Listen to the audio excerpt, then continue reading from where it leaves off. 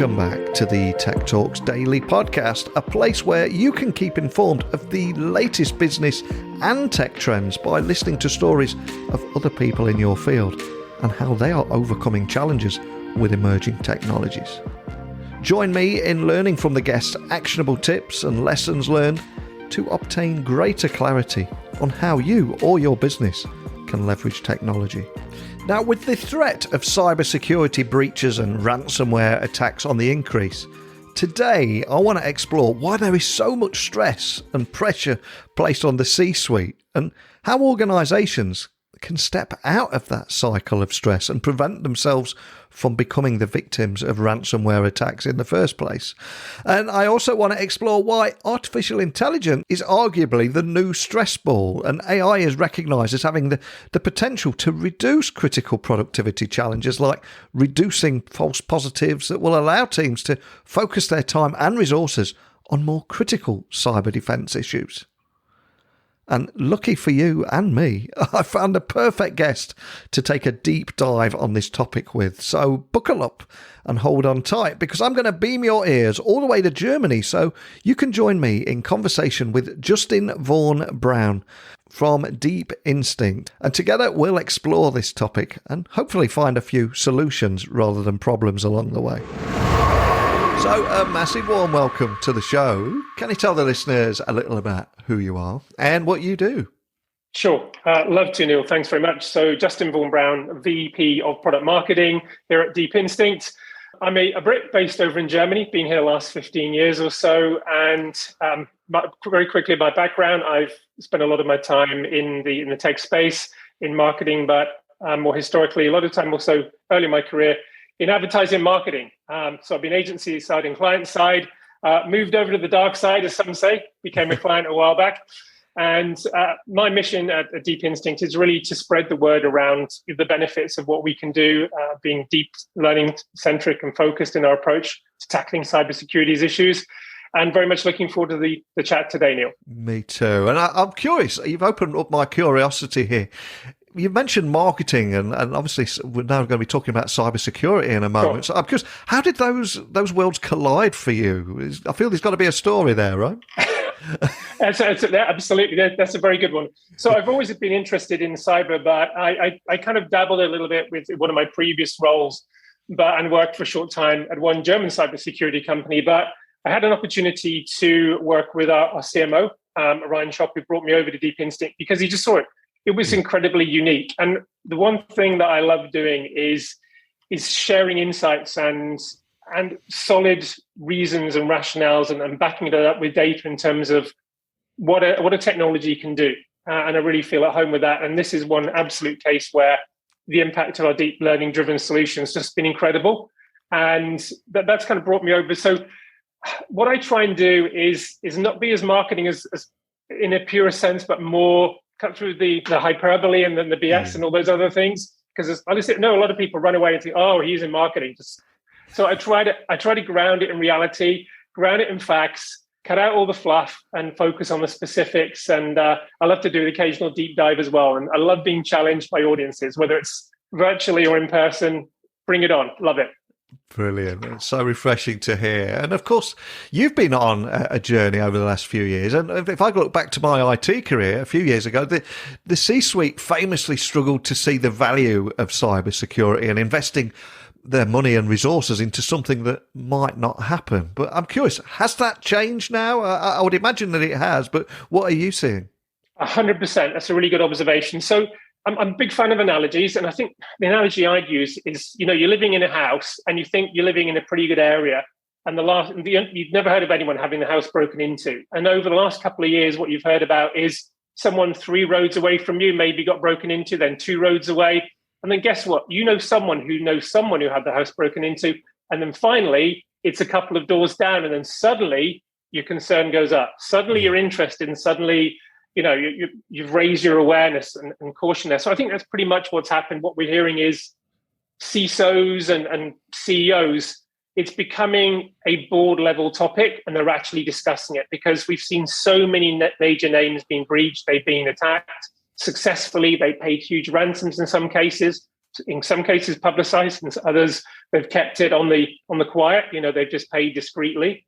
But it's now become such a big topic, huge now. I think for a couple of reasons there, Neil. One is it impacts, obviously, customer satisfaction. The customer perception, is my data safe? That's the first one. The second one is around just brand reputation. Are you protecting me? Are you a safe company to work, to work with or be a customer of? And then also, just in terms of we've seen the impact on share prices, with Okta after the breaches that they experienced, that their share price took a hit for a period. So it absolutely hits the bottom line. It hits shareholders and investors, employees, also their confidence. What if they, going down the pub or meeting friends and they say, I heard you got hacked recently, didn't you? You've been in the news for all the wrong reasons. Yeah. It's not a good feeling, is it?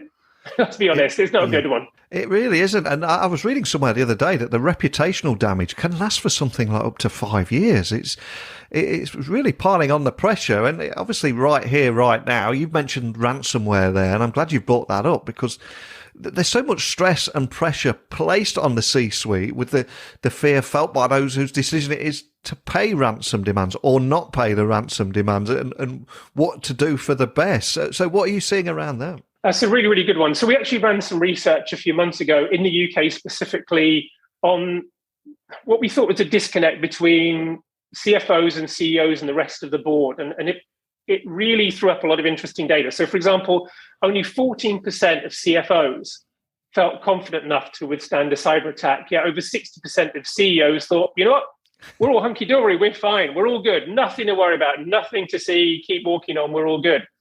And also linked to that was a massive concern around, amongst CFOs and the finance teams, around that cost of those breaches, data recovery, government fines, corporate governance, all of these, the cleanup. And you're absolutely spot on. That isn't a quick one and done. You can't just easily roll back in every case. That can take months. And I was reading about a Gloucester, I think it was Gloucestershire or Gloucester city or local council or county council who were attacked, I think over a year ago now, and they still have certain parts of their sites down, certain portals that citizens are trying to access. I think it's related to planning. I may be wrong. But they're still trying to get that together. So that's causing citizen frustration and disruption. And they're having to look at manual options there. So I think 100%. And I think one of the reasons why also we're seeing some of these disconnects is because CEOs are innately optimistic. They want to be telling a good story about, revenues increasing, profitability is increasing. It's all good, all sweetness and light. And quite often there's a lot of shareholder pressure to deliver against those goals. And so how do you also act responsibly and make sure you act as a caution? And if you go back a couple of years, CISOs and others in the security teams, they're all seeing like the doom and gloom merchants, kind of dampening down. We need to invest here. What if this happens? It's a little bit like someone in the family says, are we truly covered for household insurance? And, what if a couple of slates fall off our roof? And, is the insurance keeping up with cost of inflation? And is it will it cover us to replace all the goods we have? Oh my God, what a boring conversation that is. No one's interested. No one cares. I mean, it sends you to sleep. But guess what? When it does happen, boom, it shoots up the agenda and then everyone piles in and everyone cares. Everyone's got an opinion. And we will have business leaders listening, and using your analogy there, they're hearing about these type of attacks more and more, and they're getting closer and closer to them. So I'm going to ask you a pretty big question here. How can organizations get out of that cycle of stress and actually prevent themselves from becoming the next victims of ransomware attacks in the first place? What advice would you offer around that? So the first one is I'd look through kind of three lenses or three perspectives. One is employees. Just make sure that you're continuously training them on how to spot a phishing attack, how to just carefully manage their data, make sure you access and it's not foolproof, but make sure if you're working remotely and you've got a VPN, use the VPN. For example, use the work laptop, not your personal laptop. You may have something that's malicious that you don't know about that you end up uploading into the work environment, all of those. So consistent and constant employee training that make it relevant. Give them examples. Don't do this, look out for this, run tests, as we do within Deep Instinct. We run sometimes fictional phishing emails just to test people's awareness and make sure that they're alerted and they don't click on those. Keep people, keep them sharpen the saw, all that kind of thing. So that's first one, look internally. I think the second one is then looking within the security team is look at the technologies and the approach that you have and shift from being reactive and on the back foot and being proactive. So we're very much about being prevention first. So again, to that analogy of your house being broken into, instead of, if you look at a number of EDR, what's called endpoint detection response technologies, they're all about, and they serve a very useful purpose, and they absolutely have a role, but they're all about telling you, how someone broke in and how they went around your house and what they took and helping you restore and put your sofa back and clean up afterwards. What we're about is making sure no one breaks in the first place.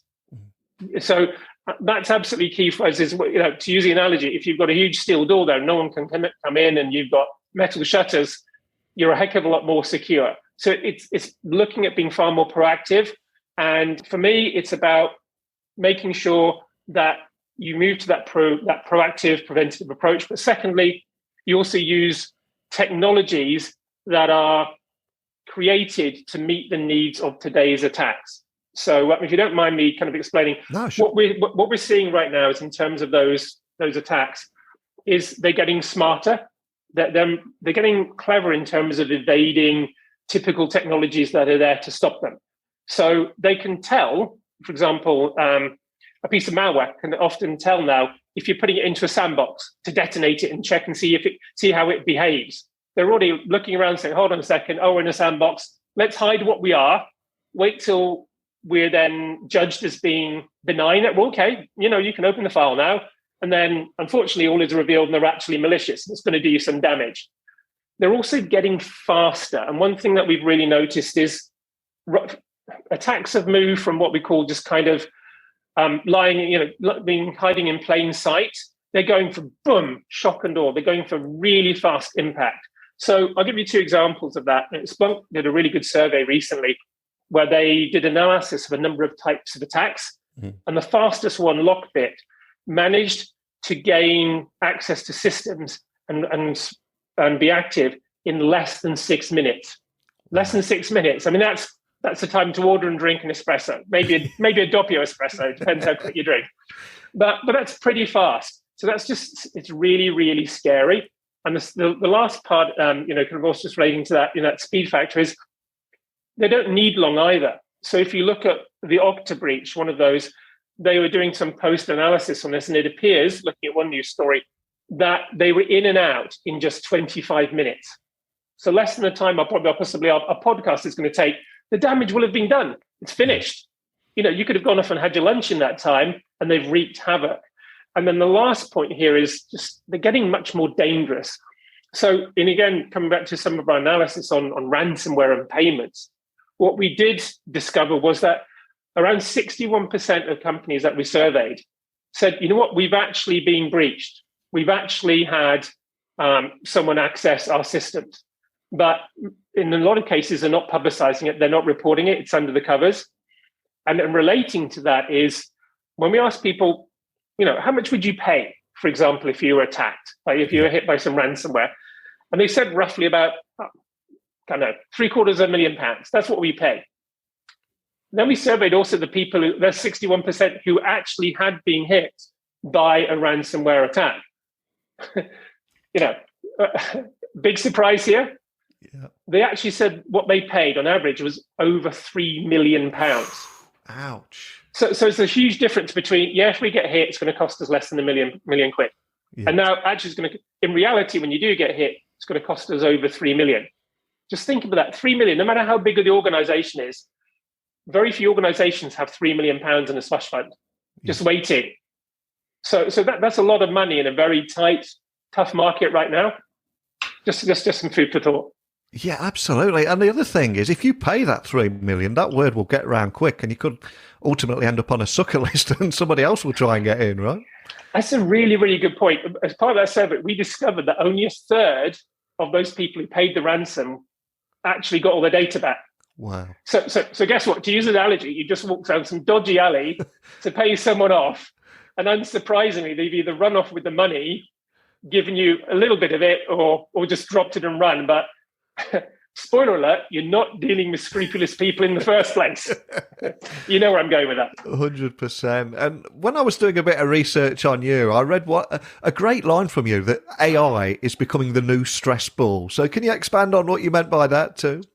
Yeah, it's a good one. Stress ball, cuddly animal, whatever you want to call it. But yes, comfort animal. I don't know. But yes, it is definitely being seen as a potential solution now. And the reason why is, in really simple terms, I don't know how technical your audience want to get, is the old way that when an attack used to happen, the way it was fixed was one of the first companies picking this up, and I won't name names there. They would look at what's called the signature. What was the particularly unique identifier of that type of attack, and then they would make all their other customers aware of that and notify them, and then they would block anything that had that signature.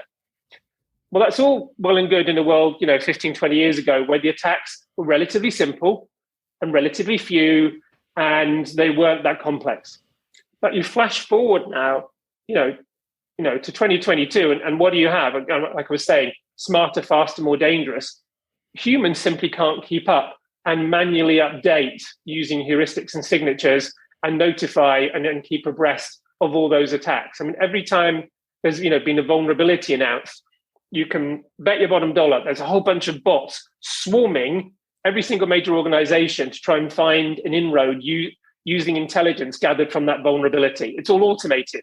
So the reason why AI is being looked at as a solution is, much as we've seen in the world of computing and digital transformation, artificial intelligence can be used in a number of ways to help address this. So what you saw is you've seen basically kind of three phases: signatures, heuristics, we talked about.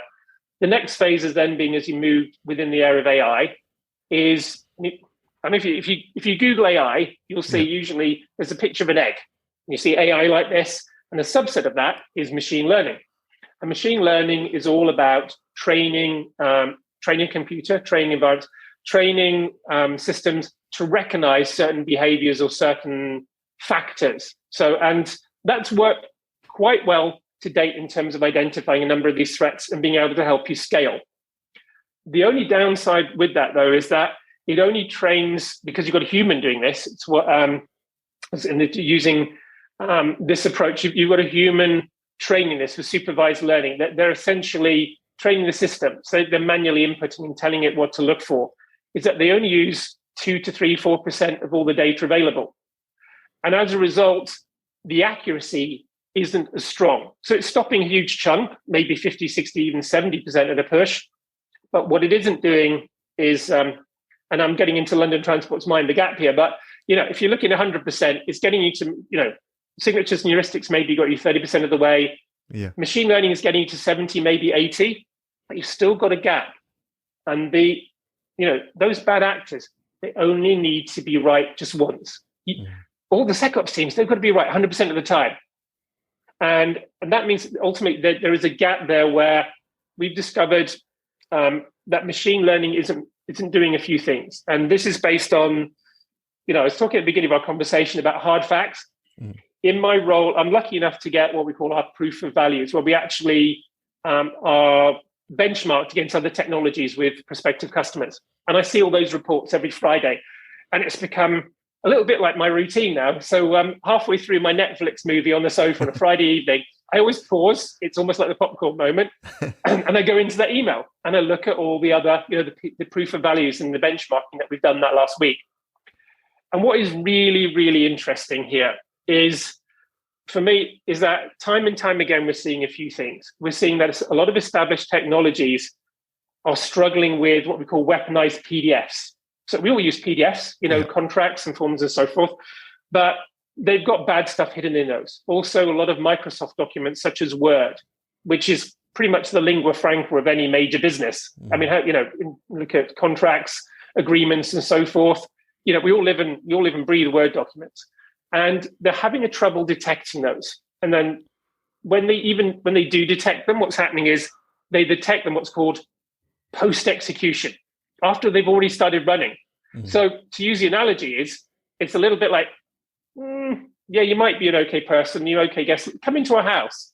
And only when they've noticed that they're going through your silver and putting it in a bag and watching them, they think, okay, they're dodgy, they need to go, this is bad.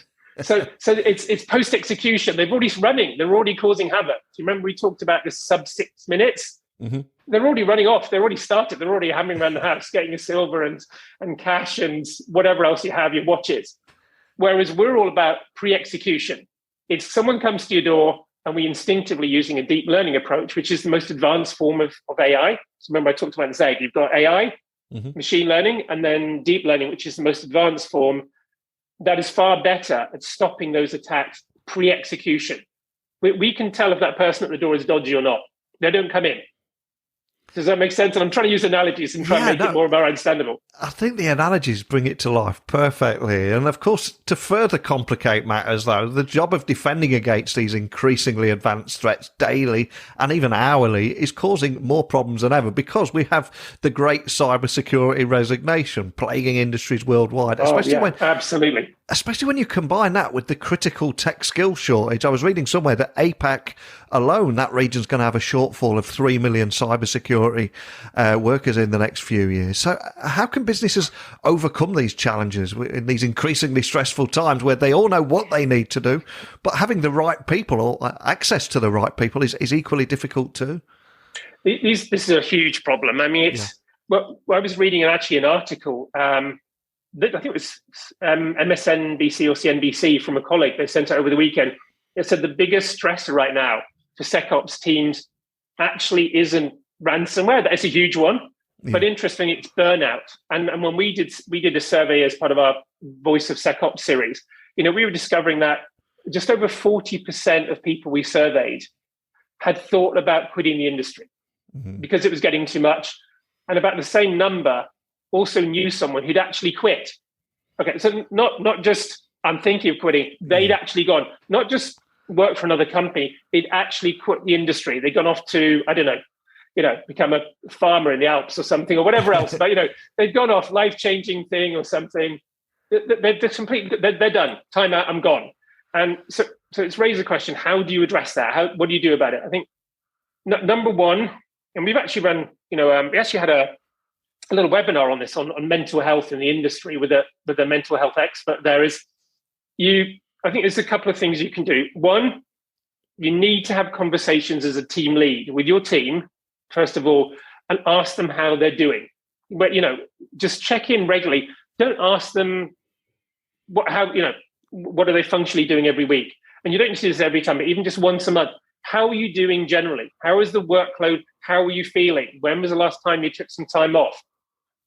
Hopefully, family, friend situation, etc., health, all of those things without prying, just generally checking in. So number one, listening more and being sensitive to that.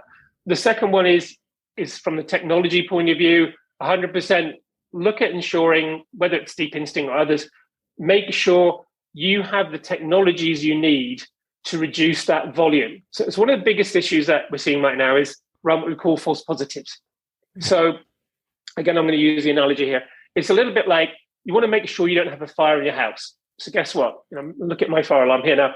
So you put a fire alarm in, and then just want to make sure it's okay, fire alarm, but I've just seen this new brilliant brand spanking fire alarm. So I'll put another one in, maybe an extra one. So you've now got 3 or 4 fire alarms in every room because you want to be really sure you don't have a fire because you've heard of a house that burnt down 2 doors down. So the problem is then suddenly those fire alarms, whether they go dusty, faulty, or anything, they're all going off. And as part of this one, a recent survey we did, we found about a quarter of the people we surveyed working in security. You know what they did? They did the equivalent of taking the battery out. They just turned everything off. So instead of this, oh God, my ears, and then the alarm's going, no, I can't take it, and I've done it. I'm just going to rip all the darn batteries out. They're all gone. Peace and quiet. Well, guess what? If you have now a fire, you're kind of stuffed. Yeah. You don't know what you're going to do. So this is a problem that SecOps team have because they've got so many technologies and alerts coming in. It's literally like a tsunami. Boom. So they don't know what to react to. They don't know what's important. And this is one of the things we're really passionate about. And we've even got a warranty to commit to this is less than 0.1% false positives. We massively reduced the number of those false positives. because that makes your day-to-day life easier. If you know you don't have all that grunt work of wading through rubbish, wading through red herrings there, and just getting to the alerts that really need investigating, that you're a SecOps professional. That's what you're there to do, not work through all the drudge. That's something that's really, really important. Once you reduce that, that's a lot of the stress and the hours is taken off that. So we try to take the edge off. So sort of the technology. And I think the last part to this about reducing that stress is all about raising, we talked about this before, the overall awareness of being just cybersecurity savvy, not doing stupid stuff, not opening files you haven't heard of. If something looks a bit wrong, ask someone. I was in a shopping mall a couple of days ago, and I saw a sign there that said, if something looks iffy or dodgy, report it. If someone's looking at all the security cameras or behaving in a funny way, report it. The see it, sort it. It sorted. Same thing. If you see something that's vaguely suspicious, raise it with the cybersecurity team. Let them know. Don't always assume, and they'll be much happy you did, rather than just let it go and potentially unleash havoc. One of the other big problems, of course, is artificial intelligence is widely seen as this silver bullet that's going to do a lot of the heavy lifting and make life easier for those professionals. So I'm curious, because it's a bit of a double side of this one. On one side, what excites you about AI-enabled tools and their role in combating sophisticated attacks such as ransomware that we've talked about today? And on the flip side of that, where it leads to. What does the prospect of good AI versus bad AI mean for cybersecurity future battles? Can you expand on both sides of that coin and where you stand? I'll do my best to unpack that. Yeah. There's quite a lot of questions. Yeah, sorry. But no, it's all good. Bring them on. I like it. So I think for me is generally the advent of AI, much as we're seeing in the rest of the world, will overall help us. But you do need some checks and balances. So let's cover the positives. Definitely in terms of scalability, definitely in terms of being able to address the complexity of those attacks and being an innovation race. You want the strongest available technology you can to fight the bad actors. And one of the reasons why you do is that bad actors, let's explode some myths here. They're not working from some rusty garage in some remote country you can barely name. They don't do that. They work, many of them, like most other corporates or large organizations. They have daily stand-ups, they have promotions, they have salary reviews, they have commendations, all of those things, and proper reporting lines. They've industrialized in many, many cases. So both cybersecurity vendors like Deep Instinct and others, and also organizations who want to fight against this need to be on their A game. And that's why definitely you need artificial intelligence to address that. I've got a couple of cautions with that. One is what you want to make sure is you look at also for things such as adversarial AI. So that comes in a number of different forms, but one that's particularly interesting is the ability of artificial intelligence systems to be fooled. So if you pollute a little bit of that information, and you can confuse it. So I'll give an example just visually outside of cybersecurity. There had been a study, I think it was done by Google, where they discovered that if they put a little bit of tape over a stop sign, the system would actually misinterpret that as a 30 miles an hour sign. So if you're testing an autonomous vehicle and it's meant to be slowing down at a stop sign, if someone's put a sticker on there like vote for someone or whatever they stick up there, or 20% off, they put it on the side. And then suddenly the vehicle interprets that as, oh, I don't need to stop here. I actually need to go to 30 miles an hour. And you may be in a 20 miles an hour. Oh, so I actually need to speed up. So imagine if you're a pedestrian going across and you're seeing an autonomous car coming along expecting it to stop, and it actually accelerates towards you. And that's, for example, how systems can be full.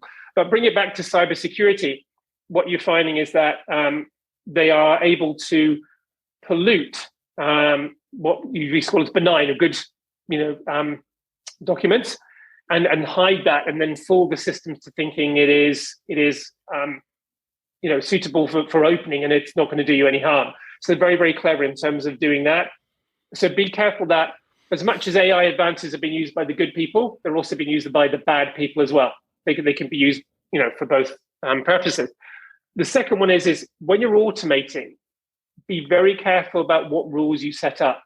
And I'd read about one company that I won't name that actually, because of the way they'd misconfigured something and caused an issue that brought the whole environment down, because they'd automated everything without any human checks or balances, the misconfiguration, instead of being isolated in one area, spread because it was all automated, like a domino effect. Everything went down. Instead of someone saying, whoa, whoa, whoa, something's weird here, human eye, stop. There wasn't a check and balance. So you need to make sure that you don't automate to the extent where if something goes wrong, it accelerates that problem, if you see what I mean. It exacerbates, it makes it even worse. And if we zoom out completely here to end on a positive note, what makes you hopeful about the future of cybersecurity and where we're heading? I think the biggest thing for me is the awareness. When I talk to friends and family who don't work in cybersecurity but know very little, I think everyone in the main, generally their awareness, if nothing else, is heightened, an awareness, and they're seeing it much more in the news.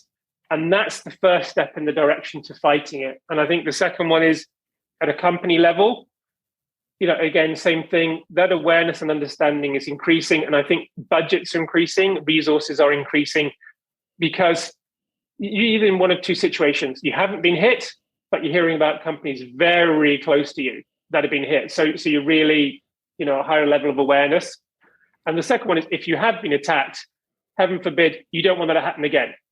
So you're really doubling down and making sure that you're as secure as you can be, because, they can see those, the metaphorical scars there, and they want to make sure it never happens again. So I'm optimistic, cautiously, but I'm definitely optimistic.